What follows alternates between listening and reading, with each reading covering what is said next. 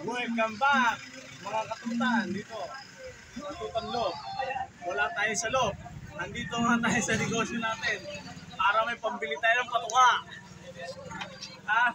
Ito muna tayo. Tinda-tinda muna ng pizza. Baka meron sasali sa AC. Ito gamit natin. Joke lang. Ito ang hanap buhay namin, mga katutan nyo. Para sa araw-araw na grind. Ito lang. Hindi lang. Tapos na tayo sa kanila magpatuka. Duty naman. Alright? May customer na. Sige lang. Thank you guys. Thank you guys. Kaya naman kids. Mabuhay tayo. Malaya. Maharap lang tayo. Maharap ng maharap. Libre naman. God bless.